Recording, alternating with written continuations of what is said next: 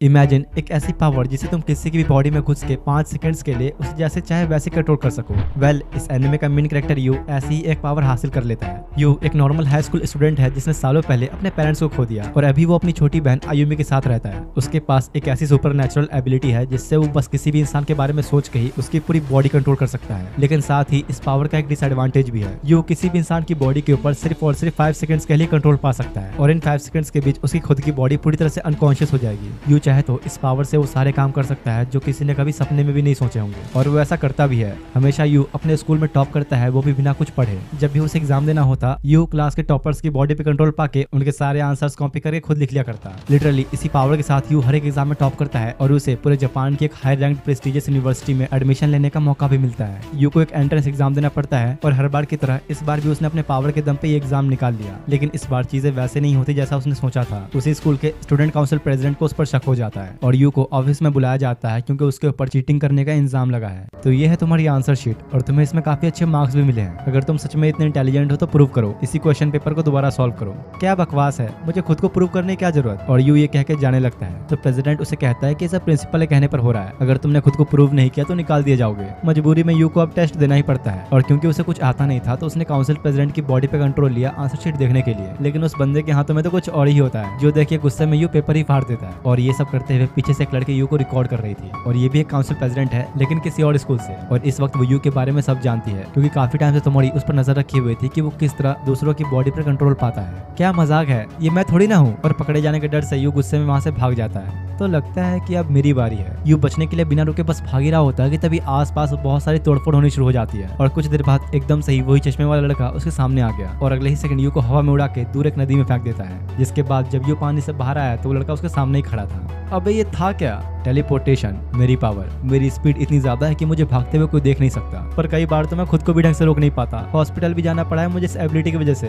तो तुम मेरे साथ क्या करना चाहते हो? तभी वही लड़की तोमोरी भी वहाँ आती है और उसे बताती है कि इस दुनिया में तुम्हारी तरह और भी बहुत से लोग हैं जिनके पास स्पेशल पावर्स हैं। उन सबको एक अलग अकेडमी में रखा गया है और हम चाहते हैं कि तुम भी वहीं आओ। तोमोरी उसे बताती है कि तुम्हारी ये पावर्स हमेशा तुम्हारे पास नहीं रहेंगी। एक तरह से प्यूबर्टी की तरह ही होती है ये पावर्स, कुछ समय बाद खुद ही चली जाएगी। इसलिए हम चाहते हैं कि तुम हमारे अकेडमी में आओ। वहाँ तुम्हारे जैसे स्पेशल एबिलिटीज वाले और भी कई सारे स्टूडेंट्स हैं। वैसे भी कब तक इस तरह चीटिंग करोगे? यू गुस्से में उसे मार के कैमरा छीनने की कोशिश करता है लेकिन अचानक ही कहीं से उसे कुछ पंचेस पड़ते हैं। दरअसल ये है तोमोरी की पावर्स, इनविजिबल होना, और ये सिर्फ उसके लिए ही गायब हो सकती है जो इसका टारगेट होगा। जाने से पहले तोमोरी उसे कहती है कि हमें सच में तुम्हारी जरूरत है उन लोगों को रोकने के लिए जो अपनी पावर्स का गलत फायदा उठा रहे हैं, इसलिए तुम्हें हमें ज्वाइन करना होगा। जिसके बाद अब रात में यू जब घर आया तो उसकी बहन खाना बना रही होती है और अपने अंकल के जरिए उसे भी पता लग चुका है कि यू स्टार ओशियन एकेडमी में जाने वाला है और बहुत खुश होती है। असल में यार हुआ ये था कि सालों पहले यू के पेरेंट्स का डिवोर्स होने की वजह से उन्होंने अपने दोनों बच्चों को उनके अंकल के पास छोड़ दिया, इसलिए यू को उन दोनों से ही बहुत नफरत है। पर कहीं ना कहीं आयुमी अब भी अपनी मॉम से मिलना चाहती थी और बस यही सोचती रहती कि कब वो उनसे मिलेगी।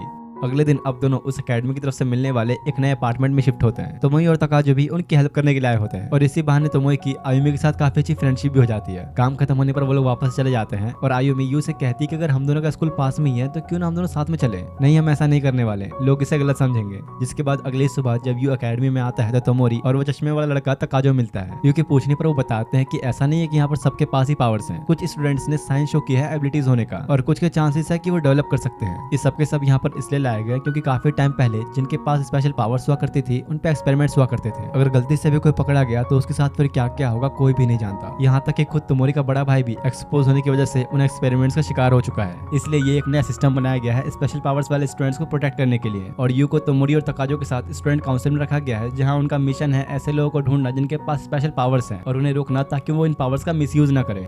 मैं तुम लोगों के साथ क्यों आऊँ? क्योंकि इसके बदले तुम्हें पैसे भी मिलेंगे और हम भी ये बात जानते हैं कि तुम्हारी जेब इतनी फटी है कि तुम खुद के लिए ढंग का खाना भी अफोर्ड नहीं कर सकते। जिसके बाद यू अब अपनी नई क्लास में आता है जहाँ पर तकाजो और तोमोरी भी होते हैं। अबे ये दोनों भी इसी क्लास में हैं। क्या ही किस्मत है मेरी। यू तकाजो से पूछता है कि आखिर ये सीन चल क्या रहा है। तोमोरी तो अभी बस फर्स्ट ईयर में ही है तो वो प्रेसिडेंट कैसे बन गई? इसलिए क्योंकि यहाँ पर ग्रेड्स देख के चूज नहीं करते, हमारी एबिलिटीज के ऊपर डिपेंड करता है कि कौन कितना कैपेबल है। थोड़ी देर बाद लंच टाइम होने पर जब यू अपना लंच बॉक्स खोलता है तो अपनी गरीबी याद आ गई बेचारे को और जल्दी से छुपाते हुए तकाजो से कहता है कि मैं तो लंच लाया ही नहीं। ऐसा तो चलो कैंटीन चलते हैं, मैं भी नहीं लाया। दोनों जब वहाँ पहुंचते हैं तो काफी भीड़ लगी होती है तो तकाजो कहता है कि आप देखते जाओ मैं क्या करता हूँ और सैंडविचेस लेने के लिए अपनी पावर्स का यूज करता है, पर अपनी आदत से मजबूर स्पीड ही कंट्रोल नहीं कर पाता। भले ही काफी टूट फूट गया लेकिन सैंडविचेस मिल गई। ठीक तो है ना भाई तू? अरे हाँ कोई बड़ी बात नहीं, सही तो फटा है, तुम खाओ आराम से। जिसके बाद अब दोनों क्लास में आते हैं और तोमोरी आके उन्हें बताती है कि अब चलो वक्त आ चुका है काम पे लगने का। तीनों स्टूडेंट काउंसिल रूम में आते हैं जहाँ उनका ही एक साथी पानी में नहाया हुआ आके बस मैप के एक पॉइंट पर उंगली रख के चुपचाप चला जाता है। तकाजो बताता है कि हम में से ही एक है और उन लोगों को ढूंढने का काम करता है जिनके पास स्पेशल पावर्स हैं। अब वो लोग उस लड़के के पॉइंट की हुई जगह नानबा हाई स्कूल पहुंचते हैं एक ऐसे स्टूडेंट को ढूंढने जिसके पास फोटोग्राफी से रिलेटेड स्पेशल पावर्स हैं। और कुछ देर तक उस जगह पर घूमने के बाद तोमोरी को एक लड़के पे शक होता है, तो यू अपनी पावर से उस पर कंट्रोल पाके उसका बैग चेक करता है और उसके पास एक लड़के की फोटो थी बिना कपड़ों की। तो बताओगे जरा तुमने ये फोटो कैसे खींची? नहीं तुम गलत समझ रहे हो, मैंने तो बस ये खरीदी है। तो किससे खरीदी अब ये भी बता दो, नहीं तो इस लड़की तक ये फोटो पहुंच जाएगी। उस लड़के का नाम पता लगने पर तोमोरी उसके पास आई कहती है, अरे वाह, मैंने सोचा नहीं था कि दूसरों की ऐसी फोटोज खींचने वाला आर्चरी क्लब का कैप्टन होगा।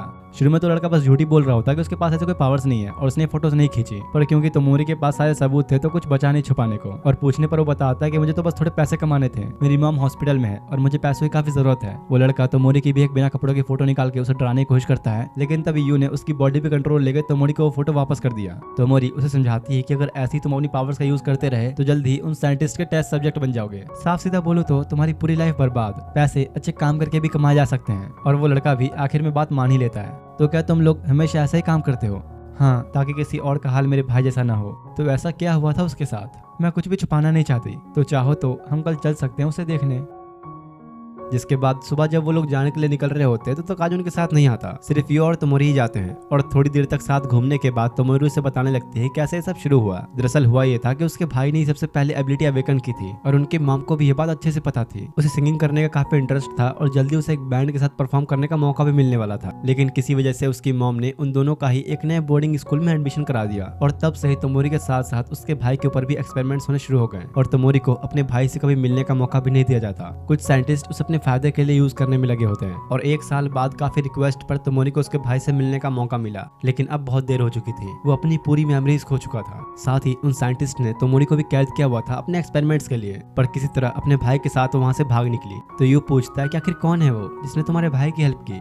कुछ देर बाद जब वो लोग उस जगह पर पहुंचते हैं तो उसका भाई पागलों की तरह हरकतें कर रहा था। तोमोरी कहते कि शायद वो खुद को गिटार बजाते हुए इमेजिन कर रहा है, ये उसकी रोज की आदत है। जिसके बाद तोमोरी उसे घुमाने के लिए बाहर लेकर आती है और यू पूछता है कि आखिर तुम इसे इतनी अच्छी जगह पर कैसे रख पा रही हो? उस एक इंसान की वजह से जिसपे मैं बहुत विश्वास करती हूँ, उसने ही मेरे भाई का फ्री में यहाँ ट्रांसफर करवाया। तोमोरी के भाई की ऐसी हालत देख के यू को अच्छे समझ में आ जाता है कि जिनके ऊपर भी एक्सपेरिमेंट्स हुए हैं वो लोग कभी भी वापस पहले जैसे नहीं हो सकते। यही वजह है कि उसका भाई आज भी ऐसी हालत में जी रहा है। ये सब जानने के बाद यू को लगने लगता है कहीं जैसे मेरे पास पावर्स है, शायद आयुमी के पास भी हो। अगर मैं पकड़ा गया तो आयुमी की हालत भी तोमोरी जैसी हो जाएगी। अगली सुबह यू और तकाजो एक नए मिशन की खबर मिलने पर स्टूडेंट काउंसिल रूम में आते हैं। भाई ये हमेशा पानी में क्यों भींगा रहता है? इसलिए क्योंकि ये अपनी एबिलिटी तभी यूज कर पाएगा जब खुद को पूरी तरह पानी में गीला कर लेगा। वो लड़का पिछली बार की तरह मैप के एक जगह पर पॉइंट करके बताता है कि इस बार एबिलिटी है चैनलिंग एंड पैरोकिनेसिस। तीनों ही हैरान होते हैं बात सुन के, क्योंकि वो जो भी बंदा है उसके पास दो एबिलिटीज हैं। लगता है ये कोई ऑर्डिनरी इंसान नहीं, हमें जल्दी करना होगा। वो लोग अब जब उस दी गई लोकेशन पर पहुंचते हैं तो आसपास पैरों के निशान देखकर तोमोरी को लगता है कि शायद वो एक लड़की है और जरूर उसका कोई पीछा कर रहा है। और पास में खड़ी एक लेडी से पूछकर उन्हें कंफर्म हो जाता है कि वो लड़की है जिसका वो आदि पीछा कर रहा था एक आइडल है। ये वही फेमस आइडल है जिसे आयुमी काफी पसंद करती है। और तकाजो बताता है कि हाँ, मैं इसे जानता हूँ, वो सिंगर होने के साथ साथ एक फेमस डांसर भी है, तो इसका मतलब उसकी पावर से जरूर कुछ प्रॉब्लम खड़ी हो गई है, इसलिए शायद वो लोग उसका पीछा कर रहे हैं। तभी तोमोरी की नजर एक आदमी के ऊपर पड़ती है और उसे उसके ऊपर शक होता है। और जैसे ही तोमोरी उसके पास पहुंची वो एक पंच मारता है। यू एक ही सेकंड में उसकी बॉडी कंट्रोल करके उसे रोक तो लेता है, पर फिर भी आधे दिमाग का तकाजो उस पर अटैक करता है और इससे दर्द हुआ उल्टा यू को।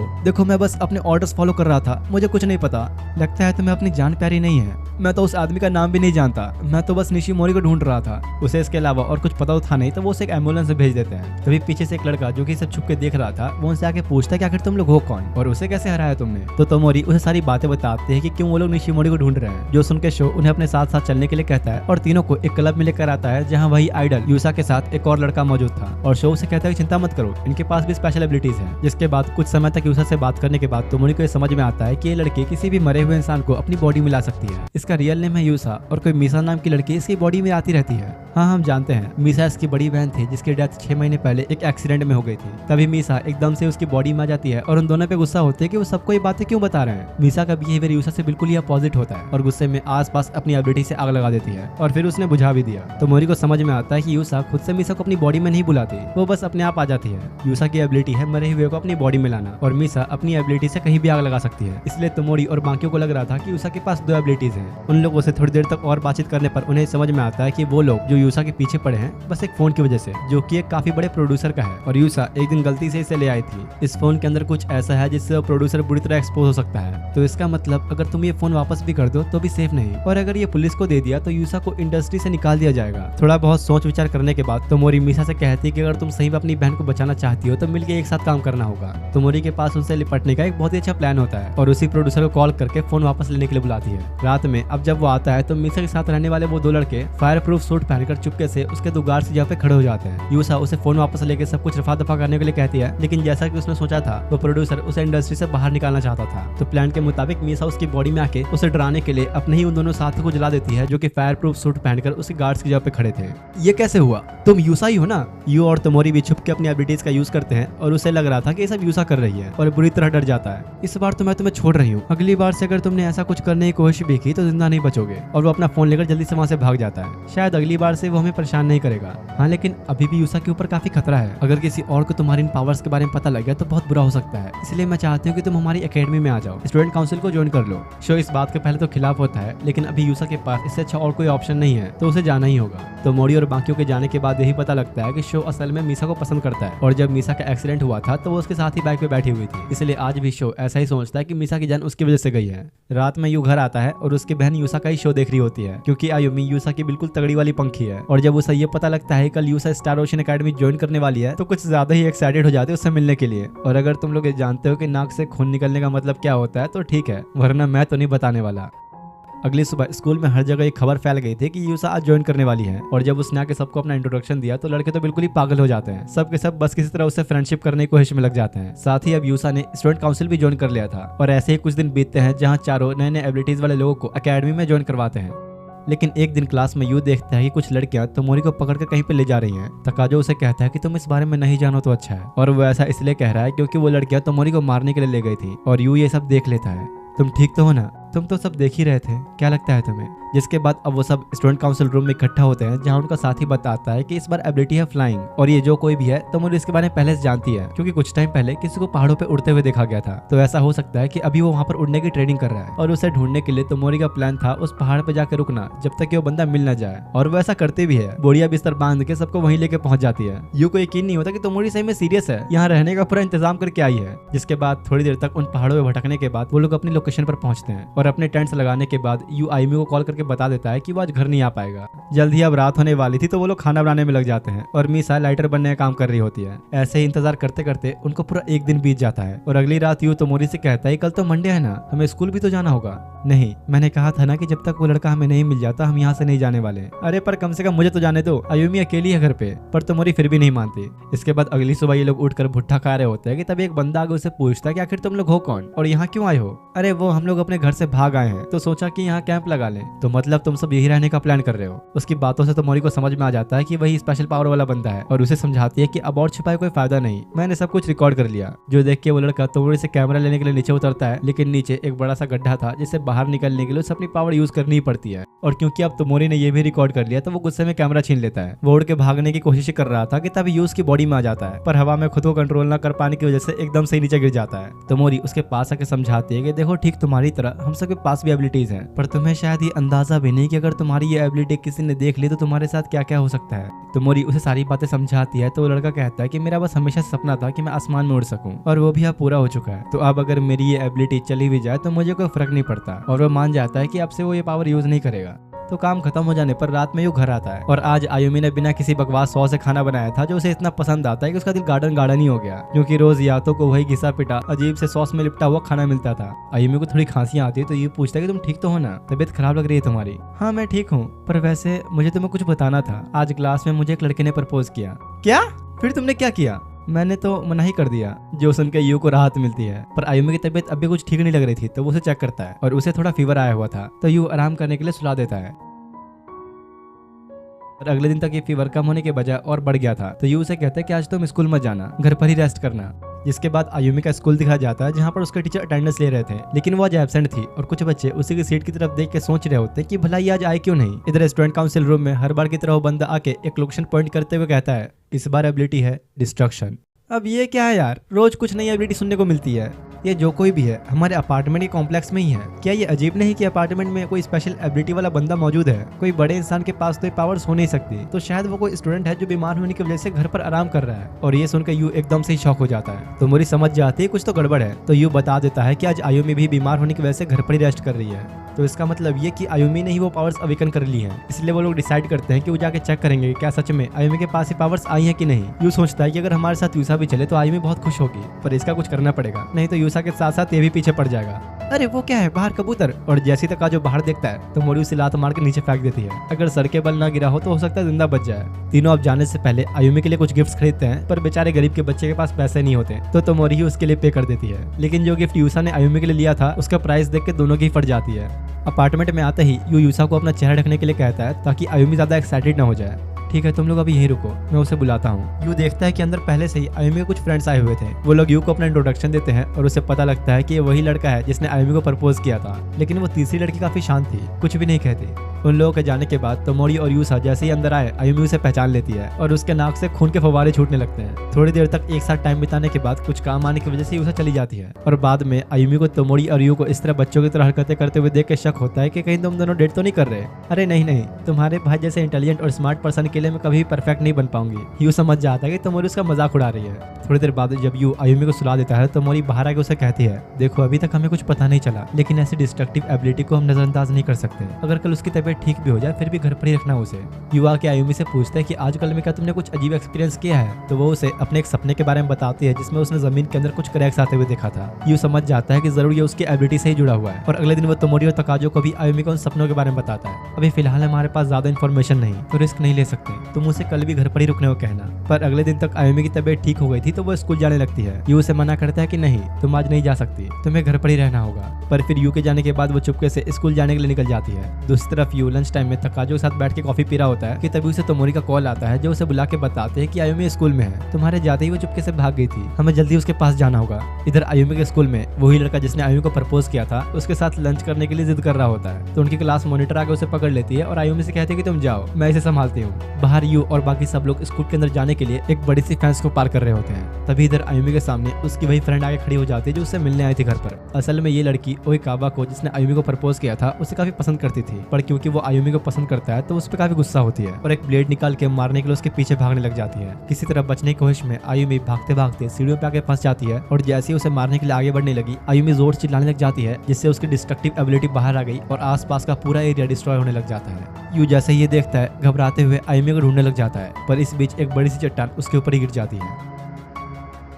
कुछ घंटों बाद जब यू को हॉस्पिटल में होश आया तो उसे पता लगता है कि आयुमी बच नहीं पाई, उन पत्थरों के बीच ही उसने दम तोड़ दिया। यह खबर सुन के अंदर से यू बुरी तरह टूट चुका था क्योंकि उसकी लाइफ में आयुमी के अलावा और कोई था ही नहीं और इसी वजह से यू बस उदास बैठा पूरे दिन नूडल्स खाते हुए टीवी देखता रहता है। यूसा और तकाजो उसके लिए खाना लेकर आए होते हैं पर उसने मिलने से ही मना कर दिया और गेट ही नहीं खोलता और ऐसे ही कुछ दिन तक बैठे बैठे नूडल्स खा खा के यू सारे खत्म कर देता है। तो वो और खरीदने के लिए बहुत दिनों बाद बाहर आता है। ट्रेन में बैठे बैठे यू सोच रहा होता है कि मुझे किसी ऐसी जगह पर चलना चाहिए जहाँ कोई ढूंढ ना पाए और फिर वो एक अनजान जगह पर आके कुछ डम्पलिंग्स खाता और गेम्स खेलता है, जिसके बाद से वो लगातार हर दिन सोता खाता और गेम्स खेलते हुए अपना समय बिताता। साफ सीधा बोला जाए तो यू अब वो नहीं रहा जो पहले था। अगले दिन दोबारा जब वो उसी गेम को खेलने आया तो कुछ लड़के हट ही नहीं रहे थे। अबे तुम लोग खेलते ही रहोगे क्या, हटो यहाँ से। जो सुन के वो लोग गुस्से में उसे मारने के लिए बाहर लेकर आते हैं। अबे जाओ बे, तुम क्या बिगाड़ लोगे मेरा। और यू उनमें से एक की बॉडी पे कंट्रोल लेके उन सबको ही आपस में लड़वा देता है और फिर जोर जोर से हंसने भी लगता है। ये तीनों ही एक गैंग के मेंबर्स थे और क्योंकि यू ने उन्हें हराया तो ये बात हर जगह फैल जाती है और अगले दिन उसे कुछ और गैंग वाले मिलते हैं। तो तू ही है ना वो जिसने कोंडोई गैंग को हराया? शायद हाँ, मैंने नाम नहीं पूछा था।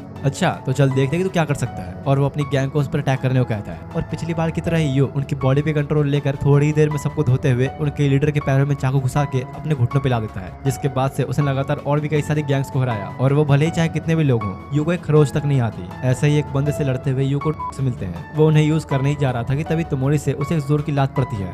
दरअसल यार तोमोरी उसी दिन से यू के साथ थी जब यू घर से बाहर निकला निकला था, बस उसके इनविजिबल होने की वजह से वो देख नहीं पाया। तो क्या किसी ने तुम्हें मेरे पास भेजा है? नहीं, मैं तो खुद स्कूल से छुट्टी लेकर आई हूँ। देखो, मैं अच्छी तरह से जानती हूँ कि तुम्हारी हालत अभी ठीक नहीं, तो अब मैं तुम्हारे साथ ही रहूंगी जब तक तुम ठीक नहीं हो जाते। ये उसके ऊपर भी गुस्सा दिखाने की कोशिश करता है पर नहीं कर पाता, और तोमोरी उसे मनाने के बाद टकाजो घर पे लेकर आते डिनर के लिए। लेकिन यहाँ पर अभी उन दोनों के अलावा और कोई भी नहीं होता क्योंकि वो लोग बाहर गए हुए हैं। तोमोरी अब खाना बनाने चली जाती है और यू टीवी देखते हुए सो जाता है। थोड़ी देर बाद जब तोमोरी उसे उठाने के लिए आवाज लगाती है तो यू को ऐसा लगा कि आयुमी ने उसे आवाज दी है, और जब वो खाना खाने के लिए बैठता है तो तोमोरी ने वही डिश बनाई होती है जो हमेशा आयुमी यू के लिए बनाया करती थी। तोमोरी उसे बताते कि तुम्हारी मॉम की एक रेसिपी बुक मिली मुझे, उसमें ही मुझे ये ऑमलेट और राइस वाली डिश मिली। बचपन में तुम ये खाना बहुत पसंद करते थे ना, शायद इसलिए हमेशा आयुमी तुम्हारे लिए बनाया करती थी। यू काफी इमोशनल हो जाता है सुन के, क्योंकि वो कभी आयुमी का प्यार समझ ही नहीं पाया और रोते हुए ही उस डिश को खाता रहता है। यू पूछता है कि भला अब मुझे क्या करना चाहिए? वैसे अगर सच कहूँ तो हम लोग तुम्हें काफी मिस कर रहे हैं, स्टूडेंट काउंसिल में वापस आ जाओ। और यू भी मान जाता है क्योंकि ऐसे अवारों की तरह घूमने से तो अच्छा ही है। जिसके बाद अब अगली सुबह का सीन दिखाया गया जहाँ पर यू रेडी होकर आयुमी की फोटो को बाय कहकर काफी दिनों बाद स्कूल आता है।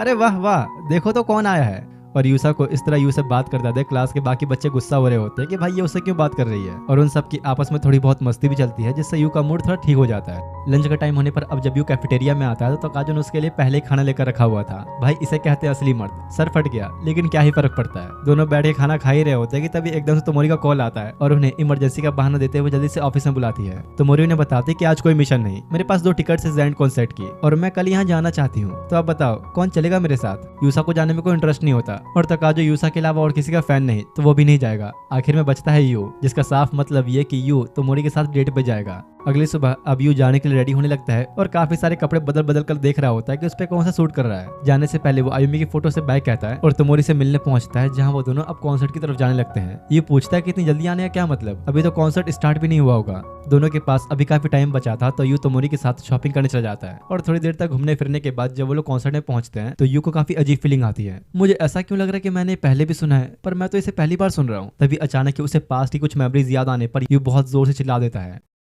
जिसके बाद अब सीन शिफ्ट होता है सीधा यू के पास्ट में, जहां यू और आयुमी एक फैसिलिटी के अंदर होते हैं। इस जगह पर उन सभी पे एक्सपेरिमेंट्स होते थे जिनके पास यू की तरह ही सुपर नेचुरल एबिलिटीज थी, और यहाँ इन दोनों की बातों से पता लगता है कि यू और आयुमी का एक बड़ा भाई भी है। उसके पास अब तक की सबसे ज्यादा पावरफुल एबिलिटी है जो है टाइम ट्रेवल। इसलिए साइंटिस्ट ने उसे एक स्पेशल चैम्बर में बंद करके रखा हुआ है जहाँ उसकी आंखों पर पट्टी लगी हुई है ताकि वो अपनी पावर्स यूज न कर सके। खाना खाते हुए यू आयुमी से कहता है कि मैं तो अभी सेफ हूँ, क्योंकि इन लोगों को लगता है कि मेरी एबिलिटी है बस दूसरों की बॉडी में 5 सेकंड्स के लिए एंटर करना, इन्हें मेरी रियल एबिलिटी के बारे में पता नहीं लगना चाहिए। तभी एक बंदा यू के पीछे वाली टेबल पे आके बैठ जाता है, और यार ये वही है जो स्टूडेंट काउंसिल रूम में भिंगा हुआ करता था और सबकी लोकेशन बताता था, कुमागामी। लेकिन फिलहाल यू उसे नहीं जानता। उन लोग की आपस में बस इसलिए जान पहचान है क्योंकि कुमागामी और बाकी कुछ स्टूडेंट्स मिलकर यू के भाई को किस तरह छुड़ाना चाहते हैं ताकि वो टाइम ट्रेवल करके पास्ट में जाए और उन्हें पकड़े जाने से बचा ले। कुमागामी यू को एक सीक्रेट इन्फॉर्मेशन देता है जिससे वो अपनी भाई तक पहुंच सके। ऐसे ही रोज उन लोगों के ऊपर काफी सारे टेस्ट होते हैं, लेकिन एक दिन उन्हें किसी भी तरह के एक्सपेरिमेंट के लिए बुलाया नहीं जाता, और अचानक कुछ गार्ड्स आके बिना कुछ बोले आयुमी को ले जाने लगते हैं। यू रोकने की काफी कोशिश करता है पर वो लोग उसे बेहोश कर देते हैं। पर आयुमी को ले जाने के थोड़ी देर बाद ही पूरी बिल्डिंग अजीब तरीके से हिलने लगती है। यू को भी होश आ जाता है और रूम से बाहर निकलने की कोशिश करता है आयुमी को ढूंढने के लिए। तभी कहीं से खून में लिपटा हुआ एक साइंटिस्ट आके उसे बाहर निकालता है और बताता है कि आयुमी की पावर्स की वजह से पूरा डी ब्लॉक बर्बाद हो चुका है, तुम्हें जल्दी उसे बचाना होगा। ऐसी डिस्ट्रक्टिव एबिलिटी की वजह से वो लोग तुम्हारी बहन को मारना चाहते हैं, और मैं अभी ये अच्छी तरह से जानता हूँ कि तुम्हारी रियल पावर्स क्या है, तुम उसका यूज करके अपनी बहन को बचा सकते हो।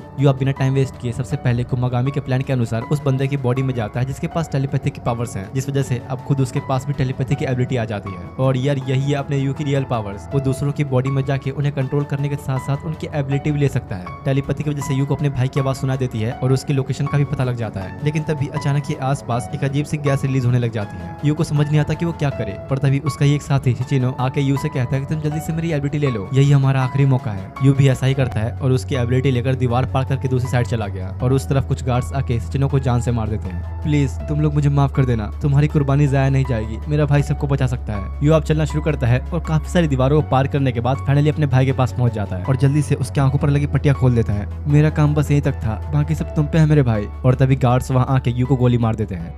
प्रेजेंट में यू एकदम से घबराते हुए उठता है और अभी वो एक हॉस्पिटल में है। कॉन्सर्ट में यू बेहोश हो गया था तो तोमोरी उसे यहाँ लेकर आ गई। मैंने भी कुछ देखा और ऐसा लगता है कि जैसे मेरा कोई बड़ा भाई भी था। मुझे यकीन है कि मेरे और आयुमी के अलावा जरूर हमारे साथ कोई और था। तभी कुमागामी आके कहता है तो तुम्हें याद आ ही गया। तोमोरी उसे पहचान नहीं पाती तो कुमागामी अपने बालों को नीचे करके दिखाता है, अरे वाटर बॉय तुम वैसे काफी क्यूट लगते हो बिना बालों के। यू को भी याद आ जाता है कि अभी कुछ देर पहले उसने इसी को देखा था, तो अपने भाई के बारे में पूछता है। देखो शांत हो जाओ, मैं इसलिए ही यहाँ पर आया हूँ, हम तुम्हारी बहन को भी बचाएंगे। मरे हुए शिनोसुके को कैसे बचाओगे तुम? तो गुमागामी उसे कहता है कि तुम्हारे भाई शिनोसुके की पावर से मुमकिन है, हम उसे अभी भी बचा सकते हैं। ये नाम सुनते ही तोमोरी हैरान होते हुए यू से पूछती कि सही में तुम शिनोसुके के भाई हो, लगते तो नहीं उसके जैसे। गुमागामी यू को अपने साथ चलने के लिए कहता है तो तोमोरी उसे कहती है कि मैं भी चलूंगी तुम्हारे साथ, मुझे भी उससे मिलना है। पर भला तुम उसे कैसे जानती हो? इसलिए क्योंकि ये वही है जिसने मेरे भाई को उस जगह से बचाया था। जिसके बाद गुमागामी दोनों को अपने साथ कार से एक जंगल में लाता है और वो लोग एक अंडरग्राउंड केव जैसी जगह में एंटर करते हैं। जंगल के बीचों बीच भला ये क्या जगह है? एक लेबोरेटरी सुपरनेचुरल पावर्स को स्टडी करने के लिए।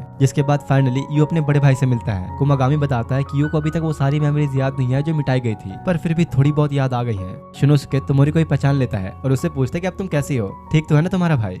क्या तुम अपने बड़े भाई के गले नहीं लगना चाहोगे? अभी नहीं, बहुत कंफ्यूजन हो रही है मुझे, तो लगता है कि मुझे अब पूरी कहानी समझानी पड़ेगी। जिसके बाद अब सीन शिफ्ट होता है उस टाइम में जब शिनोसुके पास्ट में आया था, 3 साल पीछे, जब आयुमी और यू छोटे से बच्चे हुआ करते थे। मतलब कि शिनोसुके के पास अब 3 साल है सब कुछ चेंज करने के लिए, नहीं तो उसके बाद वो सब फिर से पकड़े जाएंगे। तो अब शिनोसुके फ्यूचर चेंज करने के लिए गुमागामी और उसके दोस्तों से फ्रेंडशिप करता है और उसे सब कुछ समझाता है कि कैसे उन्होंने फ्यूचर में प्रॉमिस किया था सबको बचाने का। और हाँ, मैं बता दूं कि इस टाइम पर गुमागामी और बाकी सभी के पास स्पेशल पावर्स आ चुकी हैं। उसकी सारी बातों को समझने के बाद गुमागामी शिनोसुके को अपनी गैंग के पास ले जाता है और उन्हें बताता है कि इस लड़के के पास टाइम ट्रैवल करने की पावर्स हैं और ये हमें बचाने के लिए फ्यूचर से आया है। शिचिनो को उसकी बातों पर यकीन नहीं हो रहा होता तो शिनोसुके सबके नाम बताने के साथ साथ उनकी पावर्स के बारे में भी सब कुछ बता देता है। जैसे कि शिचिनो के पास किसी भी ऑब्जेक्ट के आर पार जाने की पावर्स हैं, मिडोकी के पास हिप्नोटिज्म की पावर्स हैं और आखिर में मेडोमारी के पास किसी की मेमोरीज को मिटाने की पावर्स हैं, लेकिन वो उसका यूज तभी कर सकता है जब उसका टारगेट उसके टच में होगा। ये सब सुनने के बाद उन्हें शिनोसुके पर पूरा यकीन हो जाता है और फिर शिनोसुके उन्हें सारी बातें बताता है कि फ्यूचर में उन लोगों के साथ क्या क्या होने वाला है। जिसके बाद से वो लोग अपना मिशन शुरू करते हैं और वो पांचों उन सभी बच्चों को इकट्ठा करते हैं जिनके पास स्पेशल पावर्स हैं। शिनोसुके का प्लान था सबके साथ मिलकर उन साइंटिस्ट की बैंड बजाना, लेकिन क्योंकि उस टाइम वो लोग सब बच्चे ही थे तो उन साइंटिस्ट से बच नहीं पाते।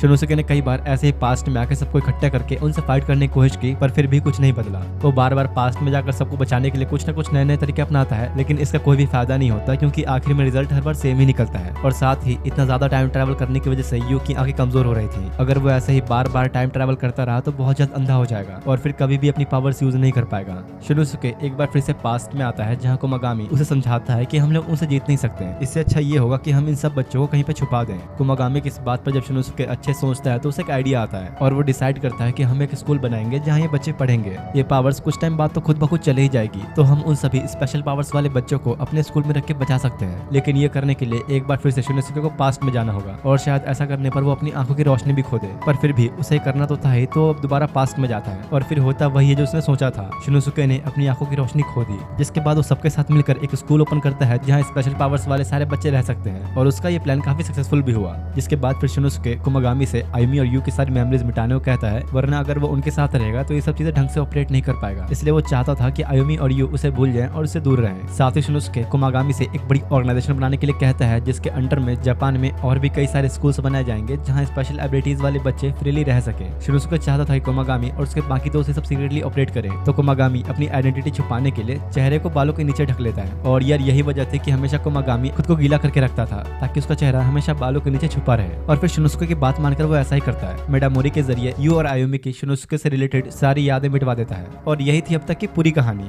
शिनोसुके कहता है कि अब हमारा काम है आयुमी को बचाना। यू पूछता है कि तुम तो देख ही नहीं सकते, तो फिर हमें कैसे करेंगे? तो लगता है तुम अपनी रियल एबिलिटी के बारे में भूल गए, तुम खुद दूसरों की पावर्स ले सकते हो। यू को अपनी इस पावर के बारे में कुछ भी याद नहीं आ रहा था क्योंकि मेमोरीज मिट चुकी थी, लेकिन तकाजो और तोमोरी उसकी एबिलिटी के बारे में पहले से ही जानते थे क्योंकि यू जिस किसी की भी बॉडी में जाता था वो बंदा अपनी सारी पावर्स खो दिया करता था क्योंकि वो फिर यू के पास आ जाया करती थी।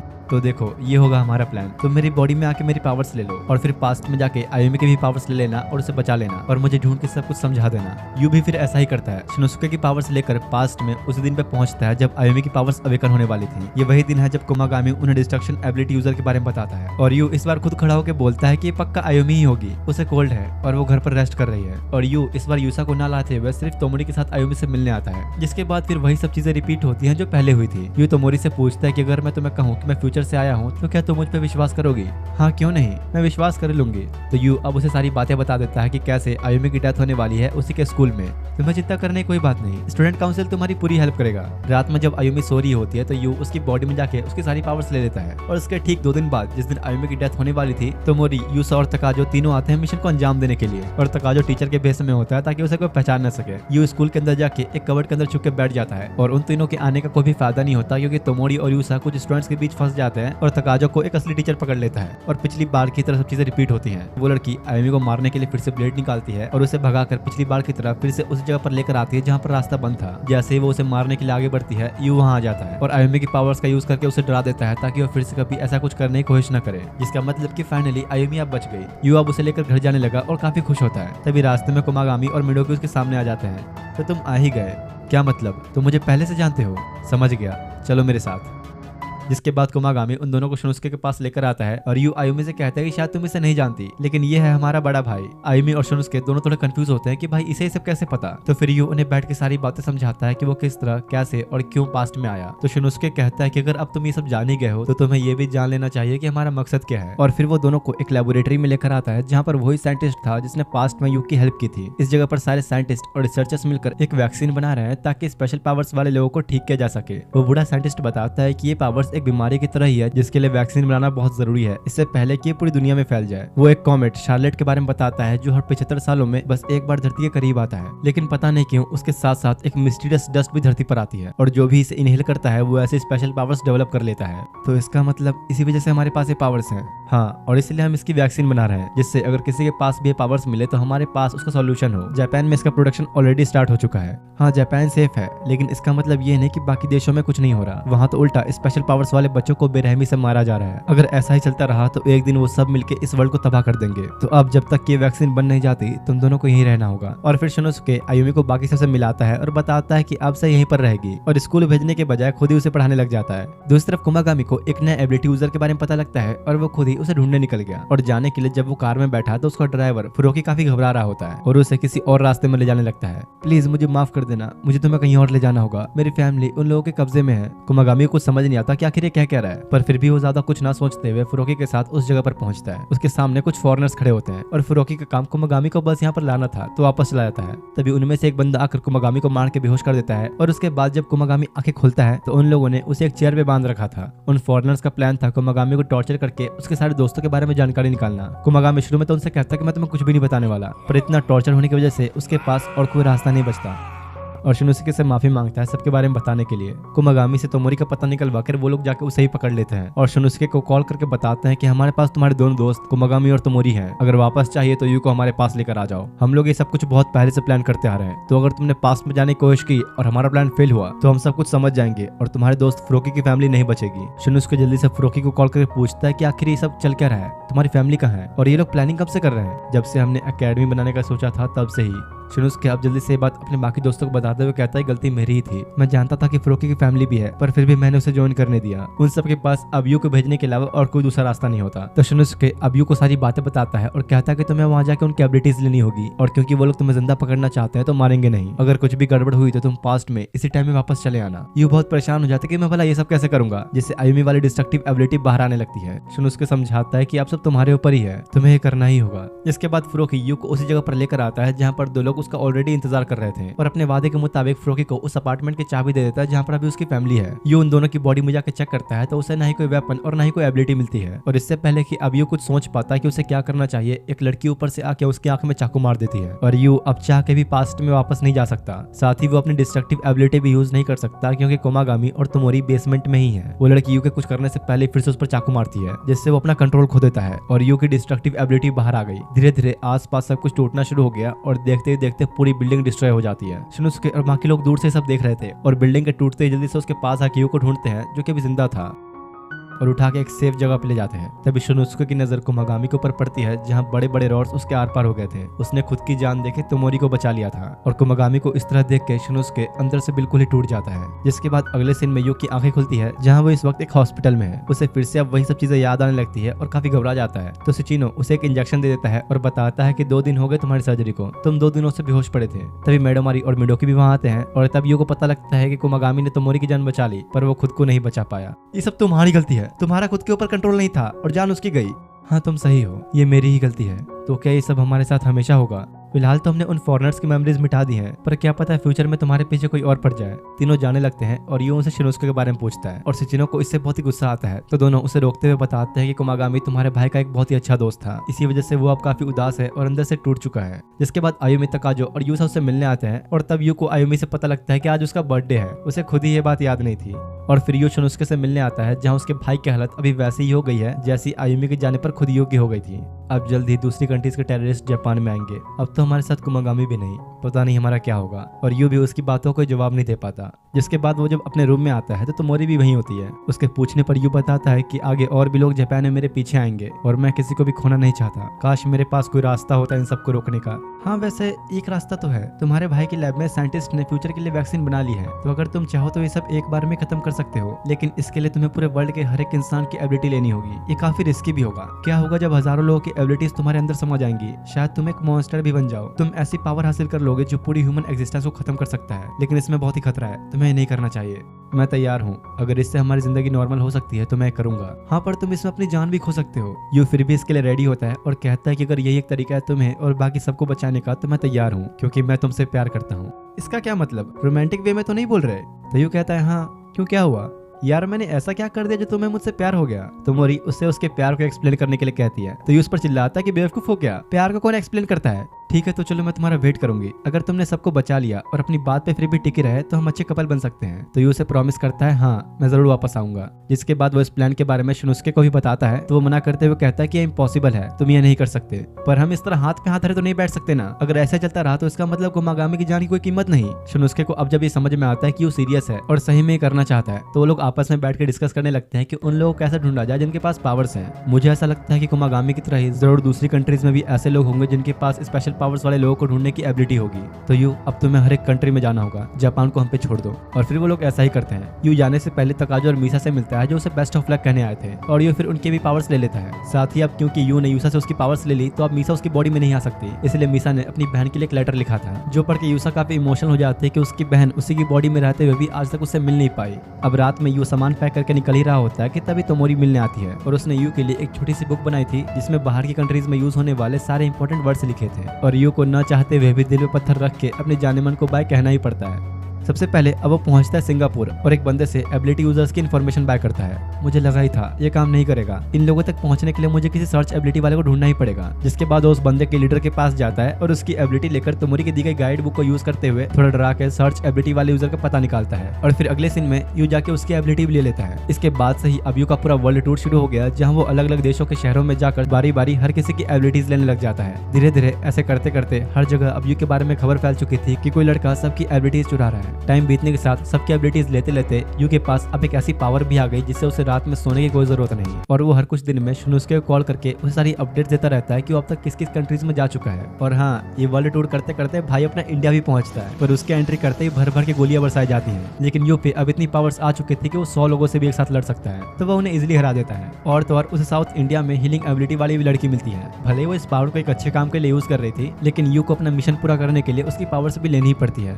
तो अब अगर मैं चाहूँ तो अपनी आंखों को हील करके पास्ट में जाकर कुमागामी को बचा सकता हूँ, लेकिन नहीं, मुझे नहीं करना चाहिए। मैंने तोमोरी से वादा किया है। कुछ दिन बाद जब यू किसी और कंट्री के एक होटल में होता है, तो इतने सारे लोगों के पावर्स लेने की वजह से वो खुद को कंट्रोल नहीं कर पाता, और उसकी डिस्ट्रक्टिव एबिलिटी की वजह से पूरी बिल्डिंग टूट जाती है। यहाँ तक कि यू इतना पागल हो जाता है कि आम लोगों पर भी अटैक्स करने वाला होता है, पर किसी तरह होश में आके वो खुद को कंट्रोल करता है। उसकी हालत अब दिन ब दिन इतनी ज्यादा बिगड़ने लगी थी कि यू धीरे धीरे हर चीज भूलने लग जाता है। कुछ देर के लिए तो वो ये तक भूल जाता है कि आखिर वो यहाँ पर कर क्या रहा है। लेकिन जैसे ही उसकी नजर तोमोरी की दी हुई उस छोटी सी ट्रांसलेशन बुक पर जाती है, तो उसे ये सब याद आ जाता है कि वो यहाँ क्यों आया है। लेकिन यू अब तोमोरी के बारे में सब कुछ भूल चुका था। उसको ये याद ही नहीं कि वो लड़की कौन थी जिसने उसको ये बुक दिया। लेकिन इसके बावजूद भी यू अलग अलग कंट्रीज में जाना जारी रखता है, कभी रशिया, कभी स्वीडन, कभी इंग्लैंड। यू बिना रुके सबकी पावर्स लेता ही जाता है, जिस वजह से उसकी मेमोरीज इरेज होने के साथ साथ बिहेवियर इतना अजीब हो जाता है कि जैसे वो पागल ही हो गया।